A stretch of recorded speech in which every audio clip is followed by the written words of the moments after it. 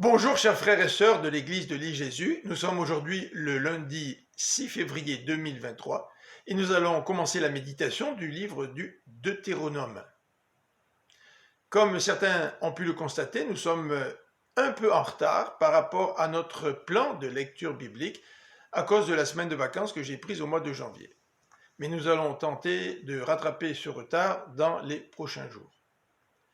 40 ans après la sortie d'Égypte, Israël se trouve dans les plaines de Moab. Il vient de conquérir les territoires de la Transjordanie et s'apprête à entrer en Canaan, la terre promise. Voilà le contexte du livre du Deutéronome qui débute par un prologue historique.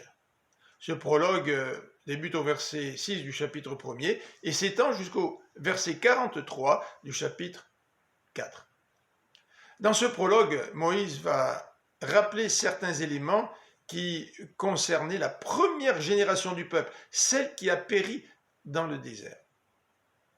Tout d'abord, Moïse se réfère au départ d'Israël du Sinaï pour se rendre en Canaan, versets 6 à 8. Ensuite, il ouvre une parenthèse concernant le choix des juges.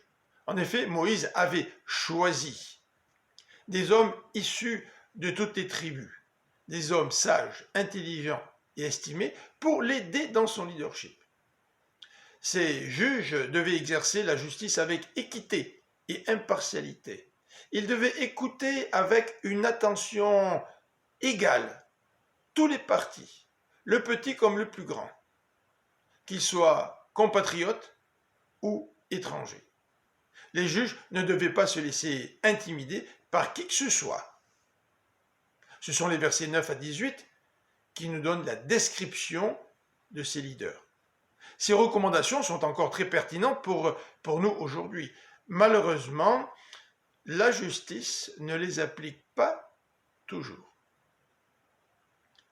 Troisième élément que ce chapitre 1er nous présente, c'est celui de la désobéissance du peuple, de cette première génération.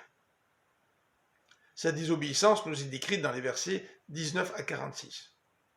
Les 12 espions, envoyés en reconnaissance en Canaan, ont découragé Israël. Oui, précise-t-il dans leur rapport, c'est un bon pays, mais son peuple est plus grand et plus fort que nous, dirent-ils. Malgré les encouragements de Moïse, de Caleb et de Josué, Israël ne fit pas confiance à l'Éternel qui pourtant l'avait délivré de l'esclavage et l'avait conduit au moyen de la colonne de feu et de la nuée. Devant le refus du peuple de se lancer à la conquête de la terre promise, l'Éternel se mit donc en colère contre Israël et fit le serment suivant. Cette génération n'entrera pas dans le pays promis. Face à cette décision divine, le peuple reconnaît sa faute et décide malgré tout de commencer la conquête de Canaan.